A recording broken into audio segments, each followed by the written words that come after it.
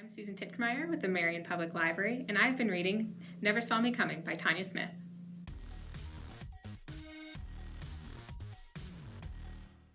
So this is a true crime memoir from a woman who scammed the banking system and stole millions of dollars. Tanya sets the foundation for her story by talking about her family and growing up in Minneapolis.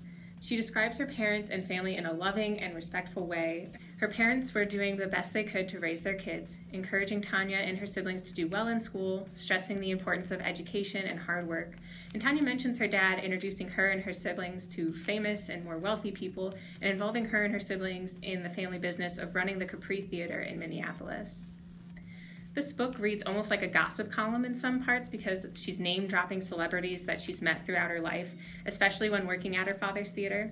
In fact, she describes the singer Prince as a teenager and budding artist, which may be fun for some Prince fans. So Tanya's life of crime started out innocently enough.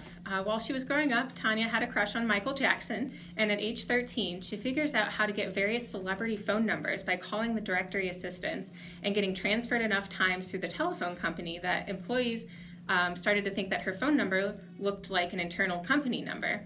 She then pretended to be an employee in order to get phone numbers and addresses of any celebrity that her and her friends wanted. Tanya successfully managed to get a private number for the Jackson residence in California and called multiple times in an attempt to just talk to Michael Jackson. Then she wanted to help a classmate's family get their electric turned back on, so she used the same methods to pretend to be an electric company employee in order to get the family's electric turned on for a short while. And word of mouth spread, the news of her abilities, which then turned into more families asking her for help. Then Tanya wanted to help her grandmother pay some bills and figured out how to talk to enough bank employees and get the phone bounced around enough that it looked like an internal call to have someone transfer money into her grandmother's banking account, which her grandmother was too afraid to use and never touched. So from there, it just snowballed even further to larger and larger amounts of money that she then created a network of people to go withdraw from the bank using fake accounts. The way Tanya describes her process and her reasoning behind the actions, it wasn't about the money so much as it was about the thrill of the hunt for her. She was addicted in a way to completing these transactions and seeing just how much she could get away with. In her mind, she was helping people.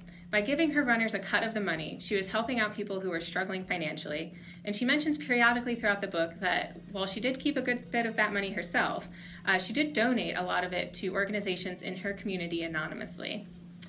And then things started to go south when she starts trusting others who just repeatedly lie to her and in some cases abuse her. And in my opinion, it was the other people's greeds that eventually led to her downfall. This was a very compelling read. There were moments throughout the book that I had to just stop and be in genuine awe of the audacity and the ability of Tanya Smith. For example, at age 13, I would never have thought to try to just call around to get some celebrity's phone number or even try to get money from a bank. And while I typically don't agree with or condone breaking the law in any way, I did find myself rooting for Tanya. She has some flawed logic, but she's very likable. For example, when she was first caught and questioned by the FBI for fraudulent bank transfers, the agents refused to believe her. The 3 male agents could not believe that she was the person actually making the transfers, even though she flat out told them that she did. They just laughed at her and kept asking for the name of the man who she was covering for. And at that point, I was actively annoyed and frustrated for her.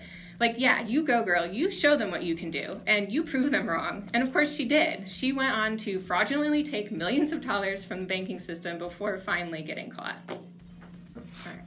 Overall, I loved this book. It was a fast read, it was candid, witty, and there were moments of suspense. It's a book that I still keep thinking about well after I finished it, and I'm still rooting for Tanya.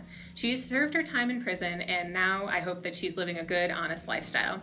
I think it'd be really cool to hear her speak and listen to her stories firsthand. She packed so much into this one book that I bet she has more really interesting tales to tell.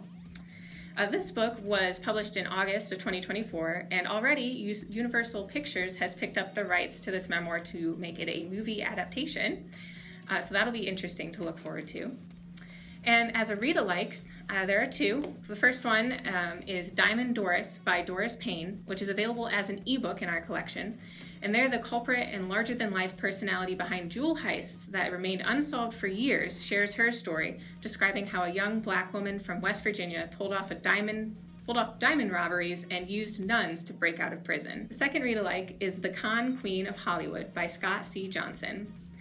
Blending years of deep reporting with distinctive, powerful prose, this unique true crime narrative recounts the exploits of a con artist and gender-bending criminal mastermind who swept through the entertainment industry, stealing dozens of identities and millions of dollars while exploiting the dreams of artists around the world.